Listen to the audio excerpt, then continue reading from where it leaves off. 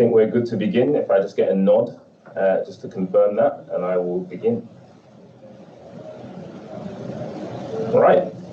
Morning and welcome to today's webinar, Empowering Careers in Chartered Accountancy. My name is Kudzai Zendera. I'm the chair of the ICAS Black Members Network, and separately I work for Standard Chartered Bank in London, and I have the pleasure of hosting today's session with you, so thank you for joining. Over the next hour, we are going to hear from our panelists, who you can see pictorially and visually on screen. They are Buki Oshola, Naima Joji, and Munya Nzenda. And each of these individuals are going to share insights into their career journey to date. And then we'll have some time for Q&A at the end, where we'll take your questions and we'll have a bit more time to kind of delve into and unpick some of the things that you've heard during this discussion. I do just want to note, Munya is doesn't have the ability to turn on his camera today, so he is very much here and very much present and excited to engage with you, but unfortunately you'll just have to deal with hearing his voice only. Now, let me just say, we want this session to be informative and interactive, all right? That's kind of why we're doing this. We want to shed insight into what a career in chartered accountancy means. And so I just have a request for you, right? Please engage. Please use the interactive features that exist within this platform. Namely, that means post any questions that you have through the Q&A feature, which you'll find along the top menu bar of the Teams platform. And also there is a chat feature in the Teams platform if you want to respond to anything that you've heard, whether that's posing a question or just reacting. Please use the chat feature. We'll be monitoring the Q&A, we'll be monitoring the chat feature. We'll be happy to respond to the questions and comments that you leave. And then finally, there'll be an audio recording of this event, or there is an audio recording of this event, which will be made available post-session. So I guess at that juncture, what I will do is hand over to each of our speakers to introduce themselves and let you know just kind of who they are. And if we go in the order of Buki, Naima, and then Munya, if that's all right. Thank you. Well, hi, everyone. Thank you for joining us. I am Buki Ishola. I'm a CA, chartered accountant, and also a chartered tax advisor turned executive coach. I'm the founder of a coaching practice, Citadel Coaching, where we support senior level professionals and executives to navigate the work and their career, overcome challenges, thrive, and really realize their potential in the marketplace. And I do apologize, my voice is a bit croaky, but I hope you can still hear me okay.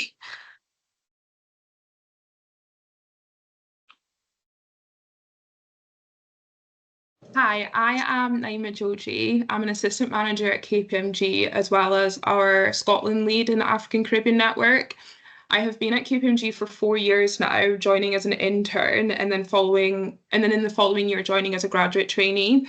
During this time, I completed my CA, which I'm now 1 year post-qualified, and now I'm now 1 year down as an assistant manager.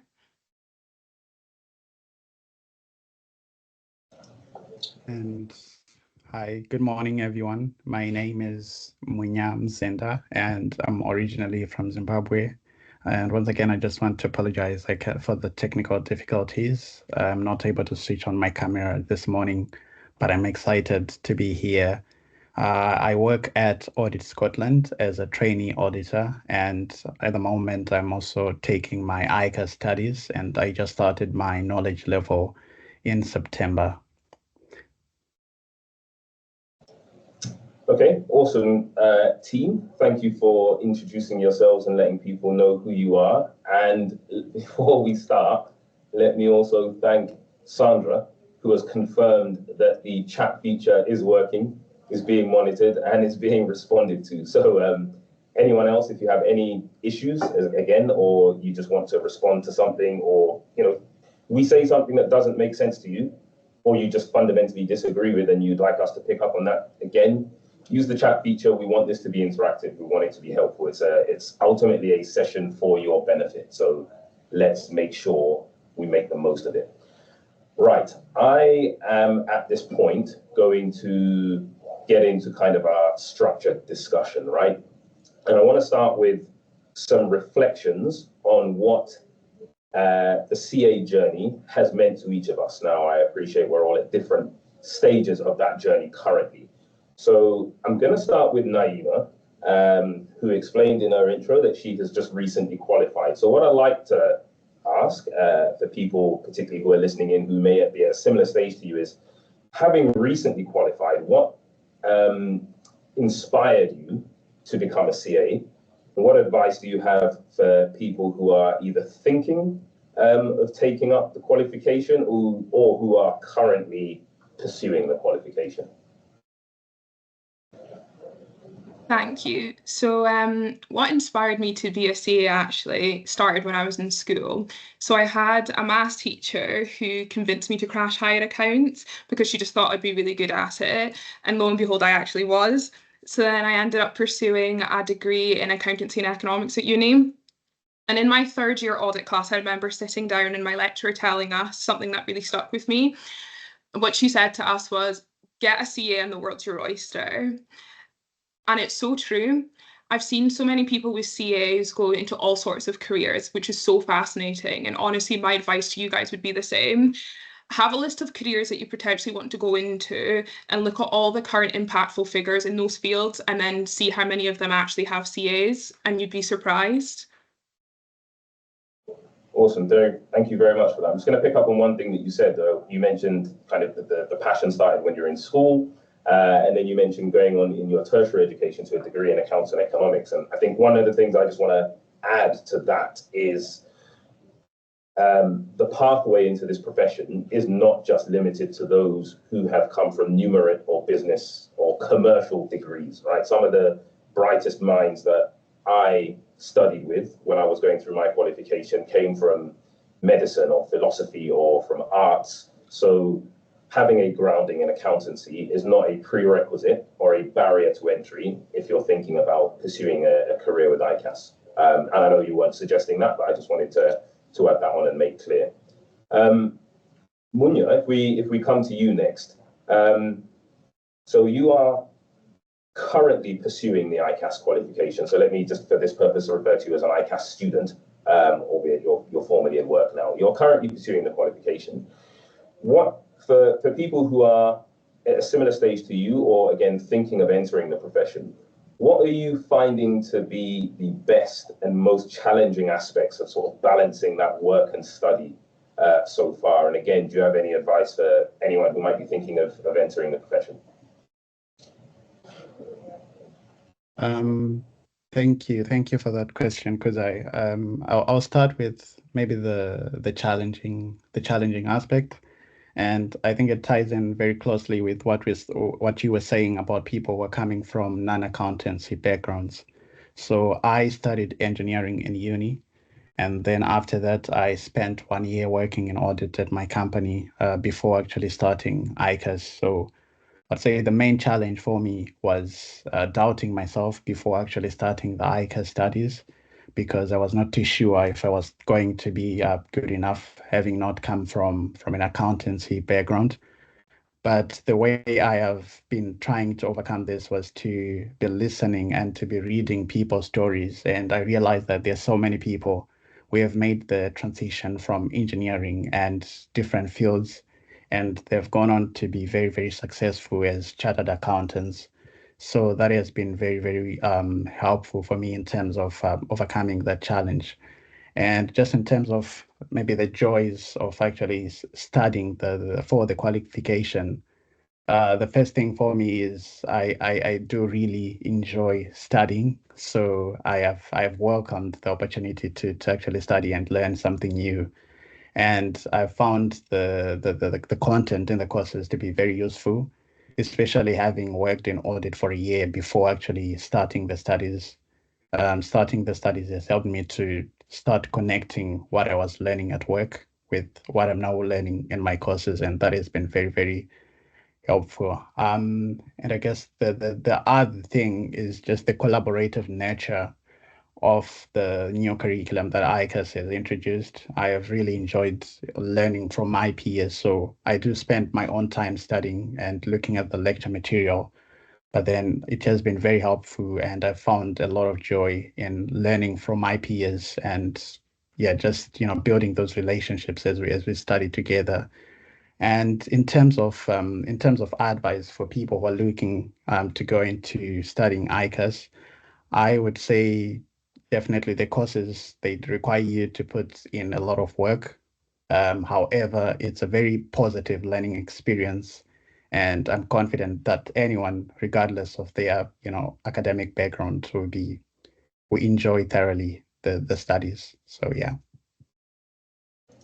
Awesome. Thank you for that response, and thank you for sharing your vulnerabilities as well, particularly when you mentioned kind of the self-doubt that you had coming into pursuing the qualification, having not come from what you consider to be a related background that would set you up for success. So thank you for that. I think we can all identify with some form of feeling vulnerable during that kind of studying and examination process, right?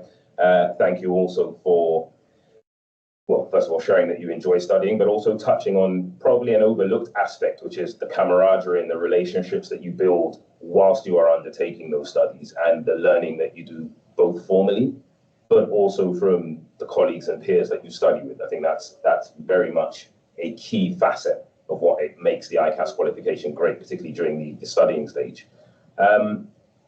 Now we'll come on to yourself, Buki. You are the most experienced of our panelists, okay? You have the greatest number of years of work experience behind you. Just to touch on some of that, so you spent 15 years in practice, mostly as a tax professional with EY, before transitioning into entrepreneurship, which you mentioned in your intro, being an exec career coach currently. Your kind of path links into something that Naima said in her response, where she mentioned the fact that ICAS offers a very varied career path, and I think your presence here is a great testament to that, having started in practice and then again transitioned into entrepreneurship. So what I would like to ask is how the qualification prepared you for those different facets and how you feel it has helped you in your career. Thanks, Kudai. I think for me, the exposure you get in the training is really really unparalleled, is very strong. So you learn, you understand, and you're tested on different disciplines that are involved in running and growing a thriving business. And what that meant for me was that, like, what earlier on in my career, you could pick up a set of accounts, financial statements, and really understand the story that the numbers are telling in a way that, I started my career in tax. If I'd just done a tax qualification, I just wouldn't understand a set of accounts the way that the CA training really helped me to do. And I think what that positions you to do is you learn so much, you learn about broad areas of business, and then you could select which area you want to specialize in if you indeed want to specialize. So my own thing was tax, and after doing that for a number of years, but I also had colleagues who also trained and went on to do different things. So lately now, I've transitioned into entrepreneurship, and the CA training made it really, really seamless and made it a lot easier in terms of the sort of advice you would normally maybe have to hire an accountant for or support. I could give myself the same advice in terms of how do I structure the business. I wrote the business plan myself. All of that training just really helped position me to thrive and get the business going without really needing additional specialist advice. So I think the fact that it's so broad and you learn about different disciplines and aspects of business is really, really important, and it continues to serve you. Thank you. Thank you again for sharing that. So what I'm hearing is kind of the diverse syllabus, the financial literacy and acumen that it gives you has really set you up for taking a step into entrepreneurship, right? And I'm sure we'll touch on this more as kind of the conversation progresses. Again, I'll just say to the audience, if you have anything that you'd like to ask or respond to as we go along, you don't need to wait until the end. Just drop it into the Q&A or chat features, and I can address it at the end or sort of interweave it during the conversation. That's more than fine with me.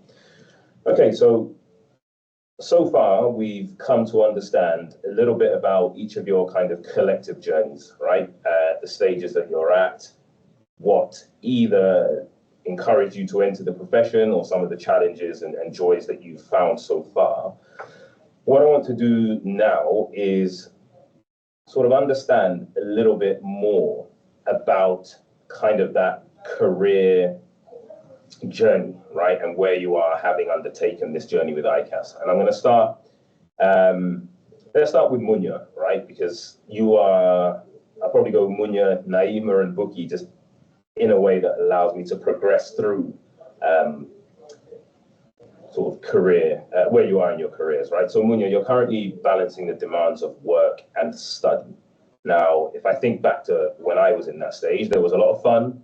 There was a lot of time spent having a good time with friends, but there was also some tough times where, you know, it's summer and everyone is out enjoying the weather and you're just like books, books, books, books, books, right? And if I feel like someone's got a 1 hour head start studying on me, it makes me even more nervous and, you know, the pressure and stuff like that. So what I wanted to understand from you is, how are you balancing the demands of work and study? And I guess, what keeps you motivated and how do you deal with the tough times or the challenging times if indeed you do experience them?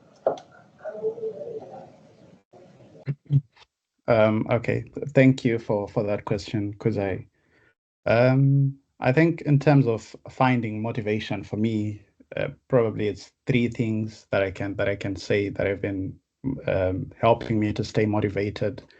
The first one being just aspiring towards the future. I know it's very important to take one day at a time, but sometimes when I'm struggling with motivation, I just look towards the future. And I've spent a lot of time on LinkedIn looking at different people's stories and people who have gone through ICAS. And I've seen that most of them have gone on to lead very illustrious careers, for example, going into senior management and also starting their own firms.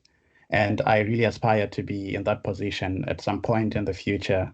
And seeing them having gone through ICAS and being able to reach those levels, I try to tell myself that if I just get through ICAS, I will be able to reach that stage at some point if I continue working hard.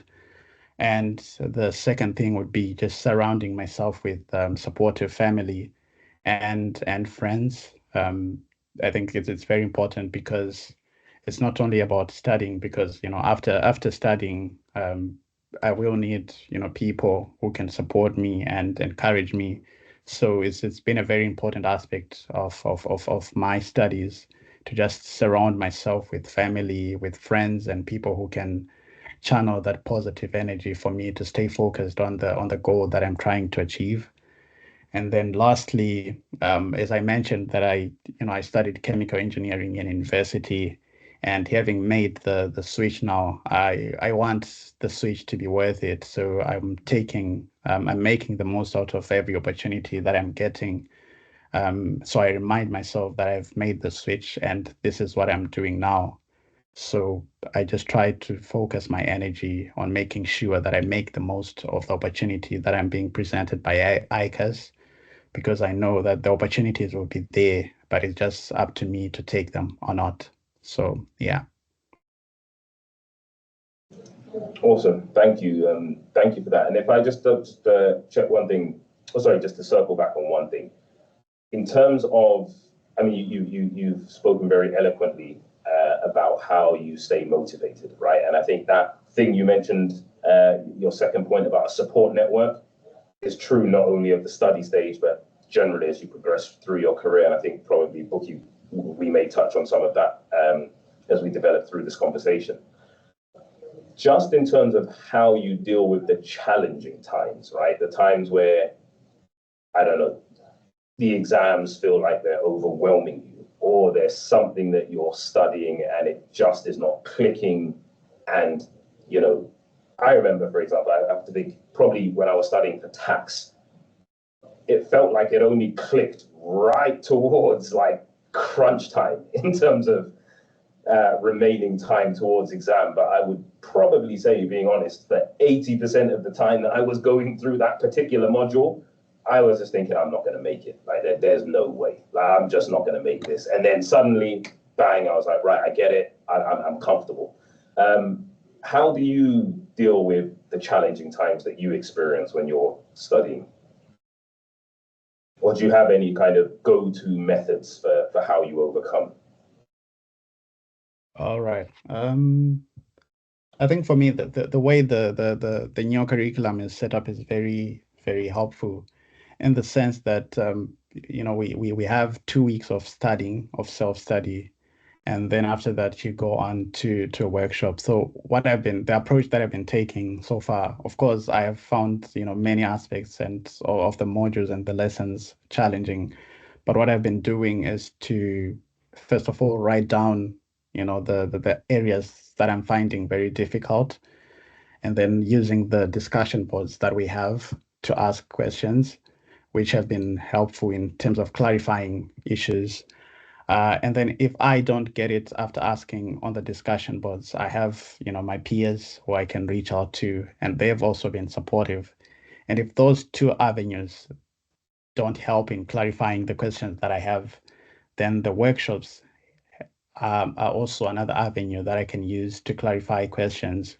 And to be honest, the workshops have been very, very useful to me so far, because we go through questions and it's like you're sitting within a group of 6 people, and then you solve questions and you compare answers after that. And when you don't get the answer correct, you can reach out to someone within that group or outside the group to say, how do you go about solving this question? And that helped me a lot in terms of clarifying questions. So I would say, just making use of those avenues that are presented, by ICAS, and just the way the teaching method is set up, and making the most of it has been very helpful in terms of clarifying the questions that I have. Yeah. Fantastic. Thank you for that. Now, Naima, we've mentioned you've recently qualified, and I can't recall if you mentioned or if you said during this session when that was. So please do let people know when that was, when you come to speak. But with you having now entered the world of work kind of full time and left at least this aspect of studying behind, do you think that the qualification has prepared you adequately for kind of the world of work that you now find yourself in? And I guess 2 linked questions. Do you think there's any gaps that perhaps ICAS could address in the qualification, or things that you might have done differently during that study stage to feel more adequately prepared, if applicable? In terms of if I think that the qualification has prepared me adequately, I would say absolutely. So I have been 1 year post-qualified, so it's not been long, I like to think, but going through my studies has helped me with skills such as like time management, overall project management, and just being able to balance my social life with work or study commitments. But on a technical level, my studies have helped me with my day-to-day job. So audit is a career that emphasizes on-the-job learning. So that means like asking for help and doing your own research. But sometimes when you're given a new area to look at, you don't even know where to start or what questions to even ask. And without fail, I open my ICAS notes, look at the areas I'm trying to study, look at the subsections of each standard to refine what bits I need to look at and what questions I need to ask. And that kind of prepares me just to be able to get my foot in.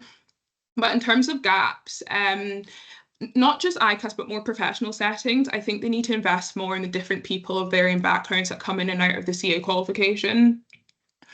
I'm already seeing improvements, such as the Black Members Network, where I've met role models that I can look up to and base my career goals off of. But I think a lot can be done to succeed. Okay, thank you. That is there is more meat to be unpicked from that final Okay. answer, and we'll do that in this conversation, right? But that speaks to inclusion and diversity and how you make the profession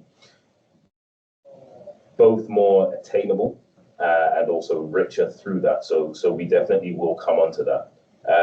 Now, Buki, what I wanted to get from you is, particularly, and if I place myself back into Munya and Naima's shoes, at that stage, it felt like kind of the be all and end all, which it kind of is, to be honest, at that stage, is getting the qualification, right? I just need to make it through these exams, make sure I qualify, bank my CA designation, bank a pay rise as well, and like that's all I'm focusing on, just getting through that level. But obviously obtaining the qualification is one thing, making the most intentionally and proactively making the most of it to drive your career is kind of something completely different. And I'm not really sure there's much thinking around that at that stage of kind of one's career, even sort of with ICAS or even with your partner organizations to an extent. So I guess what I wanted to find out from you, particularly given the moves you've made, is how you've taken ownership of your career and some of the support networks. We've touched about support networks during the study stage, but some of the support networks that you have been able to leverage during your career in order to make the most out of it and get to where you are today. Yeah, I think that's a great question. Apologies all, my voice is croaky, but we're going to get through it. We'll get through this. I think when Munya was talking about all the stuff he's doing to set himself for success, I think that process, the same principles that get you through the exam, you have to apply to your career. So taking ownership, as you said, that is important, that's critical. When we don't do that, then our careers suffer. So for me, one of the things that I think the first thing that I actually stumbled upon, and this wasn't planned, it was the realization that it's important that you find ways to spend time with people who are further ahead in your career. And I stumbled upon this because soon after I qualified, I used to attend events by ICAS. So I worked at London Bridge. I think ICAS back then, about over 10 years ago, they had an office around bank where they used to hold events in the evening, and I would go there. And I actually met many older CAs who were further along in the career. And that was really an informal support network, because one of the things about older people is they freely offer advice. Right. So just talking about my career, there will be people who would just give insights, and some of the things that I really got from that really helped to plan and shape my career. It was through one of those events, speaking to someone where the person shared about the importance of specializing. And this was one that I actually really remembered, where the person shared that, if you're going to change jobs, don't change jobs on the promise of a promotion after they bring you in. Get the promotion on your way in, so you go in at a higher level. And that's really good advice. So I think there is access to people, putting yourself in environments where people are further along than you, and you being able to learn from them. I think that's really, really important, because it's important that you're able to access insights and information that's beyond your own limited experience and your limited knowledge. So that's one thing. And I think the second thing also that I find very helpful as an ethnic minority was having access to people who you could be quite open with and share, feel open with and share some of those challenges. So I was an active member of the EY Black Network, and I found that very helpful. I was also an active member of the EY Women's Network.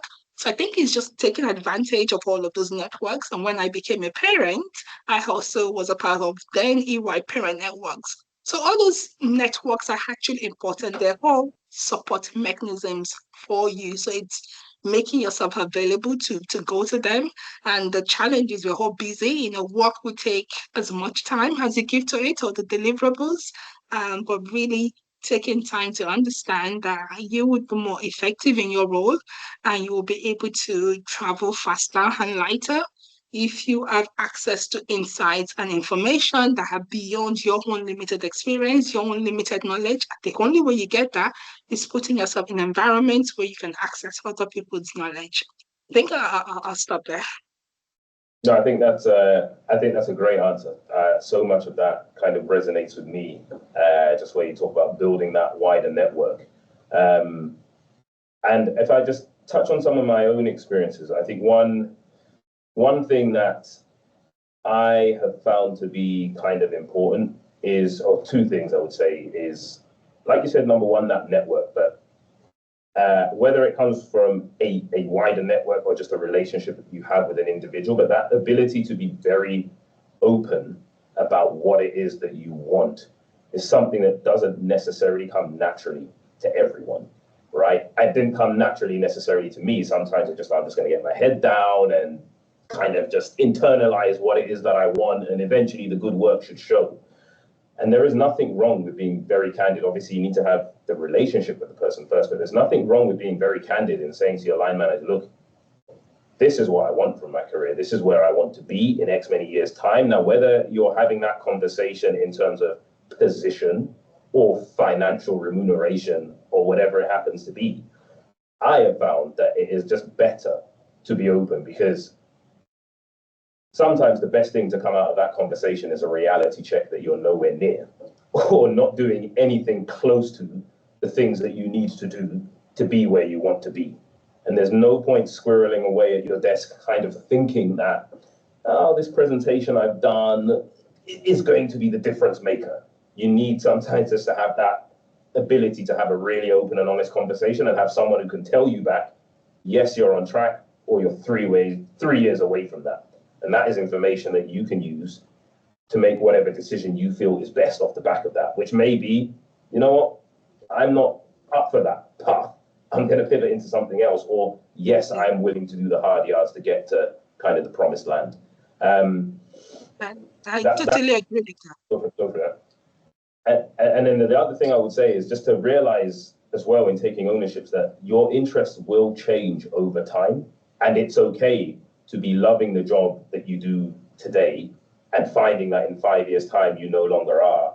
And that is kind of the catalyst to prompt a change. You know, we change as individuals, the things that are important to us change, the things that therefore work needs to tick in order to continue to work in our wider lives changes. And it's important to have that introspection yourself and realize if kind of the role that you're doing still serves your purpose, right? Yeah, and how to that as well, to say really taking time to understand your own strengths and really lean into it, because it will be a lot easier for you to create success in the area of your strengths. Just always be mindful of that. You talk about interest, so really really lean into that, because sometimes people are struggling in the wrong roles that isn't fully aligned to how they want to work. So just find, going back to your point around introspection, find what matters to you, what are your priorities, how do you want to work, and then really shape your career around that. I think that is where the proactivity really happens, because if you don't shape it around your own interest, around your own career, you will end up following a path. It won't just be the path you've chosen, it will be the path that the organization has chosen for you, or the one you just land into. So as much as you can, find your own strength, do those introspection, and identify your values, your strengths, your interests, and lean into it. Awesome. Thank you. Right, I think let's, again, we've touched on kind of introduction to people's careers, how you've balanced and navigated and set goals for yourself during kind of your career so far. Let's talk a little bit about some of what's been difficult. Okay, now I was going to start with Munya, but I think you've kind of answered this already during this conversation, because you've mentioned the importance of self-motivation, support networks, the various things that ICAS offers in terms of workshops and discussion boards and leaning on your peers as a way of helping to overcome challenges. So I'm going to put a pin in that, and I might think up something for you that it's going to be hard for you to answer as well. So just at least you're off camera, so no one will be able to see it in your face. Give me a moment, I will come back to you, right? Naima, let me just check in with you on this in terms of challenges. Now, you can draw on either the study stage or joining a large organization, right? Now, I don't want to try to prefix your answer here, but my first job, when I left uni, I studied with PwC in London. So that's where I trained with when I was going through my ICAS qualification. And it was a massive firm. I was part of a massive intake. And if I think about it, I can kind of remember some aspects of how that felt that I probably wouldn't have considered at the time to be challenges. But when you reflect on it, it's kind of just a different experience, which probably does constitute a challenge. And we'll touch on that when we get into things around inclusion and stuff like that. So for yourself, have you faced any challenges, again, either during the qualification stage or during this kind of early career stage in your sort of 1 year post-qualification? That might just be challenges to do with the profession or unique to just your ethnicity, your gender, and just unique to your being, basically. So, well, personal challenges that I have faced, really, as you said, when you joined PwC, the same thing kind of happened with me, whereas like I joined a massive cohort. So I really struggled with my self-worth, really convincing myself that I belonged where I was. Because when I joined, I was one of the only Black grads in my office, and I was one of the only females as well. So that was quite an adjustment period for me. And even just after I qualified as well, it was more kind of accepting that my achievements were actually pretty impressive. I actually had this conversation with you the other day, Kudzai, about talking about my career journey and me thinking, oh, I've not really done much with my career, but you actually convincing me that what I've done is actually pretty impressive. And in terms of my actual career, being in a professional environment was pretty challenging. I did find myself making sacrifices that I told myself I would never make when I joined, like working on weekends or coming in on a day off. But I've actually recently learned to kind of find my bearings and make these sacrifices less often than not. And there's no reward without risk, no victory without effort, and no battle won without risk. So that's the words that I live by. Awesome, thank you for that. I'm just going to pick up again on a couple of things. That feeling of, okay, yourself and Munya have both touched on this, slightly different spheres, but he talked about coming from I'll just call it a non-financial or a non-accountancy degree into the profession and feeling like he didn't belong. You have talked about, despite the fact that you've made it in, being one of the only Black and female graduates on the program kind of had you questioning your place and worth within that structure as well. So thank you for being so vulnerable. I think that is something many of us will be able to identify with, particularly if we have gone down that path, directly or indirectly. If you haven't experienced it, I'm sure everyone knows someone in their network who has felt or expressed a similar view. And I think the thing you mentioned there about the work-life balance, when you're in those big firms, it becomes second nature. You take for granted. For me, it became just standard that when I get home, I'll work again, and on the evening, probably on a Saturday, I'll sit with the laptop on my lap and do a bit of work, and probably before I go to bed, flip the laptop open and just see if there's any emails. Before you know it, you're just doing it 24/7 and not even realizing that it's an issue until it becomes an issue. I do think in today's world of work, where there's a lot more focus on mental health and stuff like that, more attention is given to that and more allowance is given to that. But I think the fact that you do note that there is a big step up in the demand on yourself when you enter the early stages of your career is really important. And it's vital that everyone recognizes that sometimes that's expected of you, and you need to see if it's asking too much of you and ask for help, set your boundaries if that is the case. So thank you for that. Now, Buki, let's come back to you. Can you share, again, some of the challenges you faced along the way? It's a similar question to Naima, right? So some of the challenges you faced along the way, which, again, may be unique to you. The only thing I'll bolt on is to ask you if you feel there's anything individuals or employers can do to help. In fact, no, let's leave that for a separate question, because I want to ask everyone that. So let me just understand what the kind of, if you faced any unique challenges along the way that we should be aware of. Yes, I mean, I think I could talk about two that stand out. One personal and one more structural.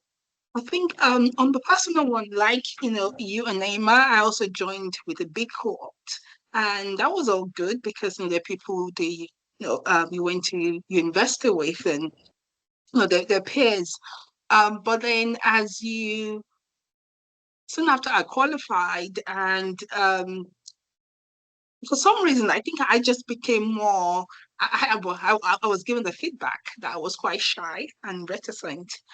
But the reality was that was deliberate. I was deliberately holding back. So I felt the pressure of being different, being different to everyone. And rather than I think early stages actually just owning and celebrating that difference, I actually made it you know almost turn into a negative in the sense that I was, I held back, I didn't speak much, partly because I thought I didn't really have much in common with the people around me. So, for example, maybe my Sundays, I would just spend my Sundays in church or doing other things. And then you come to work on Monday, people are talking about their weekends and all the fun they had. And I would just keep quiet and didn't feel comfortable to share that. Actually, I spend the Sunday, having fun in church. I like my life. I like how I spend my weekend too. What that led to was, I think there was well, in a way, there's an element where you start to feel excluded because you're not really part of the conversations. And in my case, that was because I was holding back. So I had to get over that. And I think I was really happy with the person who gave me the feedback that I was shy and reticent because I then worked on it and I became more vocal. And then the other challenge is also linked to the structural challenge that I would say was I think affinity bias is a real thing. So after you qualify, you're part of a cohort and was on a rotation, you move around, you get different work, and then you qualify, you're on your own team. And um, keeping your chargeability personally, then keeping my chargeability up became a struggle because I just wasn't as getting enough work. And it wasn't a reflection of competence, but it was just like the same sort of people were getting the work and had to shout and had to really press that actually work needs to be allocated more fairly, more evenly. Because what happened is, as you know, in the Big Four environment, but the more chargeable you are, the more experience you're getting and that reflects on how skilled and how quickly how you increase in competence. So whereas on day one, when you both qualify, you're pretty much on the same level, but then by year one, year two, if one person is being more chargeable, but their career is going to speed up. So I think that was a challenge around actually how do you get better distribution of work so that someone's career isn't inadvertently affected due to no fault of their own. And I had to make a shout about that and just talk about that. That was eventually corrected. So those will be the two challenges, and I think they're just unique to who I am and how I am that I had to navigate. Okay, thank you. Thank you very much for sharing that. And again, it's clear that there's common threads running through all of our experiences here. Now, this event is taking place during Black History Month. It is being sponsored by the ICAS kind of Black Members Network, or it is an event by the ICAS Black Members Network. So it's only natural we should talk a little bit about inclusion within the profession, our experiences of that, and the things that we think can be done to help encourage it. So I'm going to ask, if we've got time, I'll ask each of you, but I'm going to start with Munya. And I'm going to ask, because I've kept you silent for a bit, for a while, when it comes to inclusion, what do you think, and this will be the same question for everyone, so as you hear it, think up your answers, and if I get the chance to touch on each of you, I will. What do you think organizations like ICAS and other large employers that we end up taking up our employment contracts with can do to encourage kind of inclusion within the industry? So in fact, this is what we'll do. Munya, if you answer from the kind of employer standpoint, and then Buki, I might ask you from an individual standpoint, what individuals you think individuals can do, okay, so, to encourage inclusion. And Naima, because I think you touched about earlier on entry levels into the profession and more diverse entry levels. So I'm going to ask you to touch on that, to expand on that aspect of the response that you gave. So Munya, what do you think firms can do, if anything, to encourage kind of inclusion within the profession? Okay, yeah, thank you. I think coming from a viewpoint of firms and organizations, I firmly believe in the power of storytelling. So I know that, as people within an organization or within a firm, people come from varied backgrounds. And because of that, people have different stories to tell, mainly coming from, their lived experiences or different things that would have happened in their lives. And there is so much we can learn, from each other in terms of how best we can support each other, and also in terms of striving, just simply by listening to each other's stories. So I think what organizations can do is, for example, what ICAS is doing in terms of just raising visibility and making sure that, people's stories are heard, because once those stories are out there, then we can start, asking questions, thought-provoking questions to say, I'm learning this from someone's story. How best can we support them? So that is not, it's not everything that organizations should do, but I think that's something that can help, in promoting inclusion. So in a nutshell, it's just making sure that people's stories are heard and raising visibility, and then starting the conversations from there once the stories are heard. Yeah. Okay, thank you very much. That's very useful. Just before I come on to, sorry, I very much agree with that. By the way, I'm gonna expand on that if time allows. Just before I asked Buki and Naomi to share their comments, there is, as I said, a section towards the end of this event for Q&A. Now, what that means is, if you have any questions that you would like to ask and have answered, please post them into the chat box. I don't see anything there currently, and therefore we would continue kind of with the conversation as we're having it. But if you do post something in, it will definitely get picked up, and we will address it here. So please don't feel shy. To be honest, even if it's just to let us know that you're still online and you're enjoying the event, even that is fine, right? Even a comment is fine. Just let us know that this is working for you by way of question or comment. So yeah, let's go Naima in terms of what you would like to see organizations do, and then Buki I'll ask you from an individual standpoint. So I would like to see organizations promote more things like the Black Members Network. As an entry level grad, we were told, if you want to succeed in your career, the best way for you to do that is to look at someone in a senior position who's a role model and then model your career against them. But I think that's really hard when you're not exposed to someone in that profession who looks like you or acts like you or comes from the same background as you. So joining networks like this has kind of broadened that pool sort of people that I can model myself against. So I really do think that Black members networks and even just African Caribbean networks at work are really good to encourage diversity and inclusion within workplaces.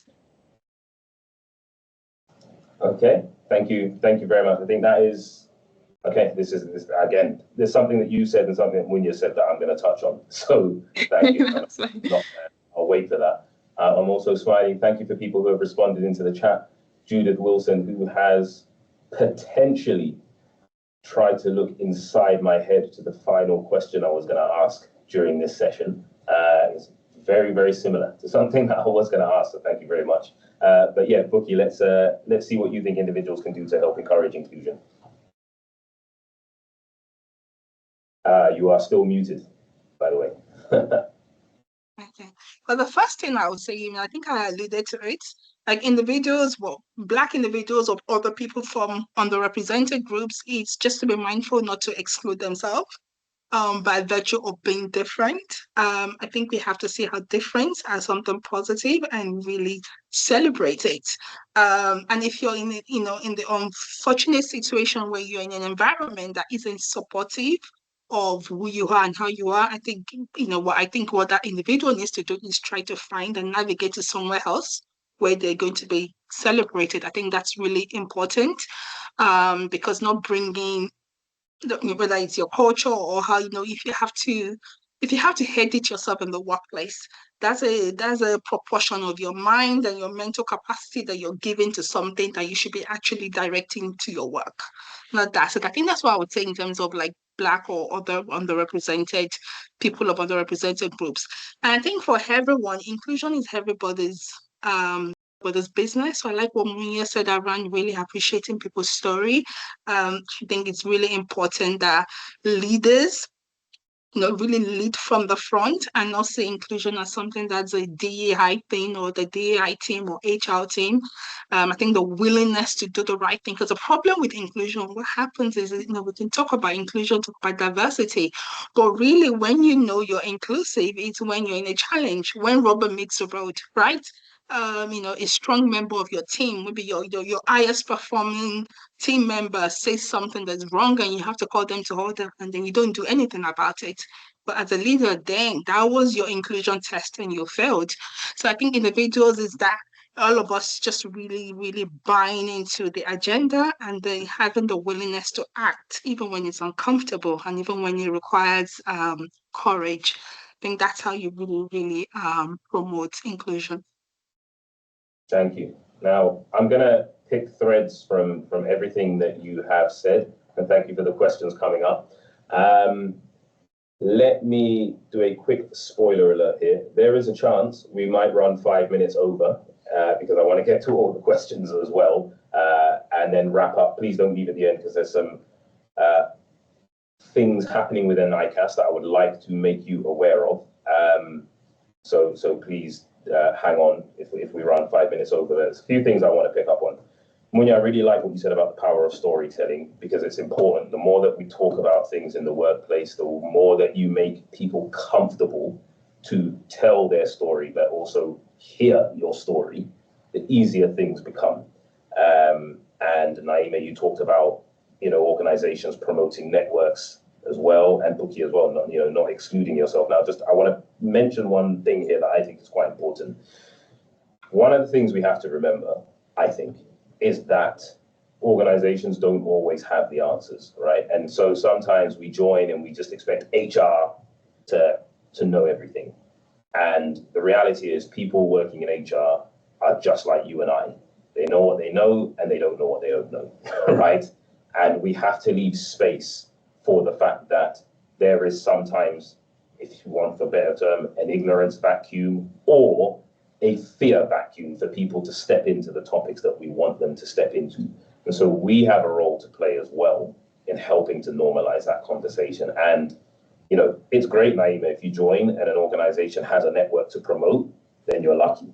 But sometimes that network doesn't even exist. And I have yet to meet a line manager or an organization that if an individual comes along and says, hey, this is really important to me, I would like to start up something like this because I think the benefit of it is that it will serve X need. I may need funding for that or whatever. Most organizations and most line managers are relieved and receptive that someone other than them is willing to help them along, right? And help embed these things. So we have to as well have the drive to kind of help land some of this stuff. It's not just our responsibility, but sometimes the absence of it isn't because people don't care. It's either that they don't know where to start or they are just not aware. So I think that's what we can do now. There is a question in the chat about what makes a good ally in the workplace, and I'll give my thoughts. And if anyone wants to tag onto that, please do. But I think, I don't know, maybe it's just the ability to listen without judgment. If I think about if someone wants to bring something to me that I am completely ignorant about, all I can do is show an interest in listening. And maybe if I hear something, I think I didn't know about that, go away, look it up online, come back if I have a question to ask. Hey, look, I read this thing, I didn't quite understand it, or I read this thing and that's a little bit different to your account. What do you think about X, Y, Z? Just do it genuinely, authentically, not in an offensive way, but just taking an interest in the time. The time to listen, often for a lot of people, is invaluable. So I think that would be my response to that. But I'll open the floor to perhaps one of you, if you want to just raise a hand and then tag on if you think I've missed something. Yeah, go for it, Bookie. Sure. I think listening and in really seeking to understand. I think sometimes people have questions and they are afraid to ask. I've had people they'll tell me, well, why do we need a black network? you know so if you is even if you have the question, well, find a safe place. If you want to be an ally, find a safe place to ask your questions. Don't feel like you cannot ask questions that may seem challenging or controversial, because if you're not informed, if you don't truly understand, well, you can't be a true ally. Because again, when rubber meets the road, at the point when your allyship is tested, then you're really not going to be able to meet up, because you're not fully bought into it yet, because you don't truly understand. And to answer the question, why do you need a black network? Because sometimes people feel a sense of safety, a sense of affinity, that they need that support to thrive in their career. And that's why we have all these networks, that people will actually need it and it will contribute to their success. And because their success matters, we make it available to them. So that's what I would add to that. Thank you. I hope, as well for Ashley, I hope that, so for Ashley and Lewis, I think that is, I hope that answers both of your questions sort of in one. Right, I'm going to ask the final question and then we'll wrap up. As I said, we're likely to run 5 minutes over. This will pick up on Judith's question as well. So the question was, and I'll read it out as is, so I'm not paraphrasing. Is there anything you wish you had known, i.e. an advice to your younger self? So let me ask that. I mean, everyone on here is quite young anyway, but let me go with Naima first.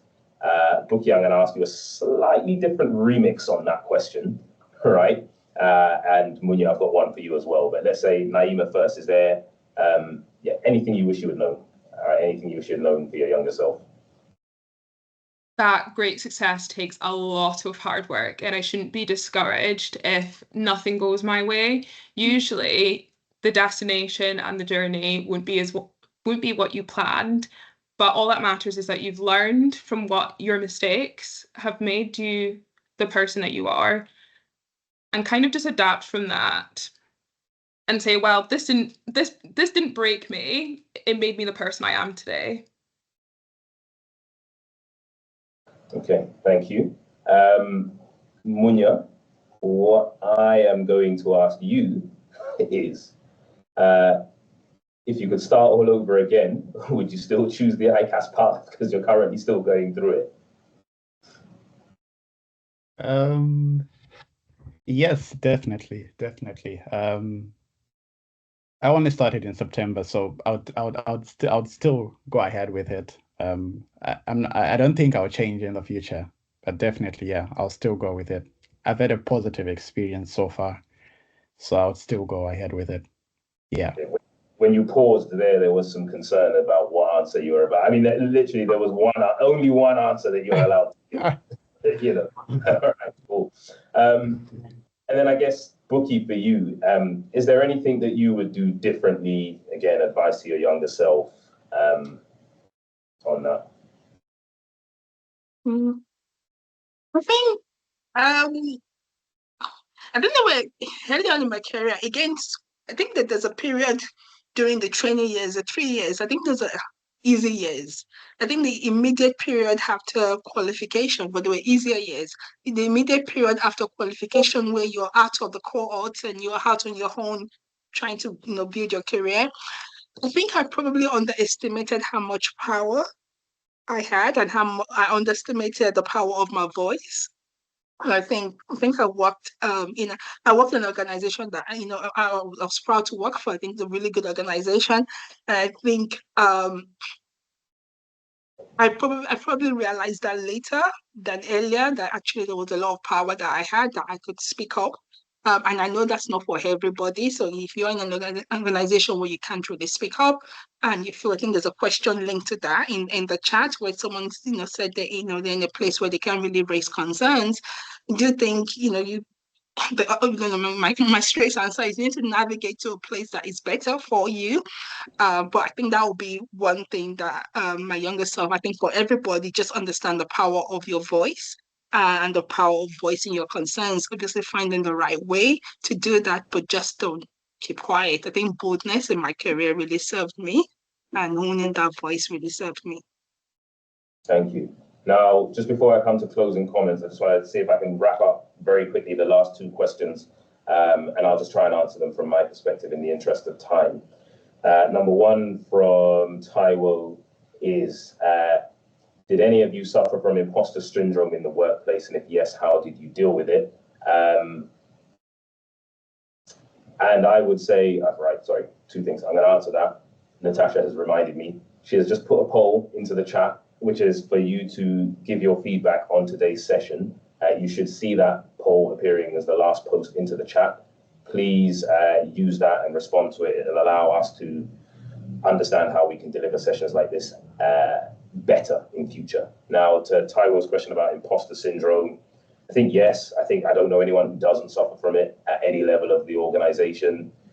I don't know if there's a one-stop shop answer to how to deal with it. The way I have tried to is, number one, I feel I've suffered from it in situations where I intentionally put myself into a role that makes me feel uncomfortable. So that role is a challenge.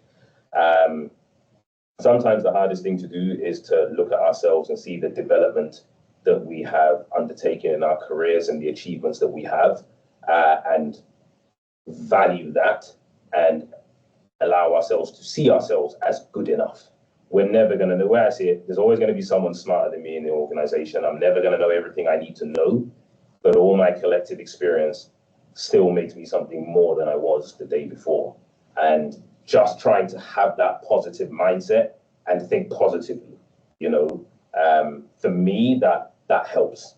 And maybe honest and open feedback helps as well, because people should affirm the good things that you're doing through that process. And again, I don't know if that's a good enough answer. That might be something for a future session, potentially. Now, I just want to pick up on the last question that I can see. And this is from Louise. So it says, I know a trainee who has tried to find her voice and voice concerns about pay or gender, and there's quite a bit of pushback from the organization or HR. How do you protect yourself from the organization while trying to advance what you believe in?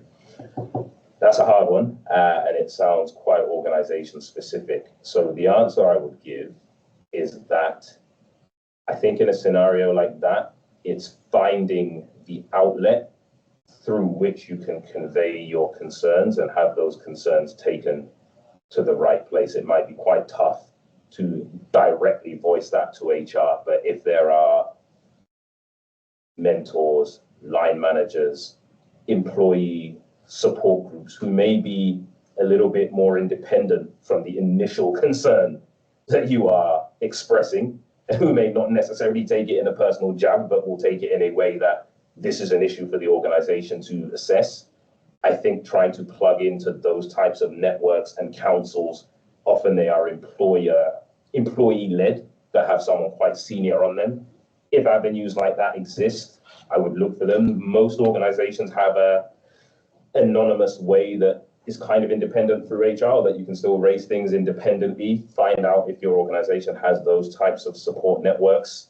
But I think taking that concern to someone senior enough to hear it and do something about it is quite key, and then making sure that they do and following up and making sure you get the answer that you want, I think is quite important. That might be making it seem too simple, but those are the avenues I would look for. Who can I lean on to help voice my concern, is what I would say. Now, I'm sorry, I know I've spoken for a bit there and I've run over, so that kind of brings me to closing remarks time. So I'm just going to do a few things here. First, I'm going to thank ICAS for hosting this event. I'm going to thank each of the speakers, Naima, Munya, and Buki, for your time, your insight, your honesty, and your openness.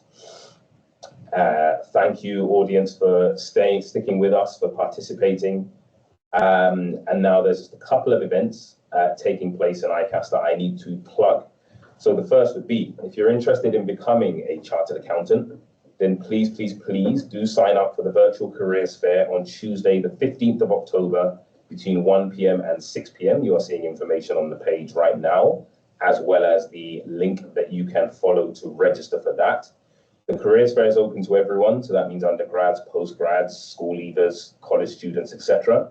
And during that session, you'll be able to hear from a wide range of industry employers and professionals and find out about vacancies for 2025 and beyond. Just to throw some facts and stats at you, last year, 340 applications for a career in the profession were generated following the careers fair. And on a personal level, I would just say that it is a great way to educate yourself and differentiate yourself and begin taking ownership of your career. Going and finding out what opportunities are there for you is paramount.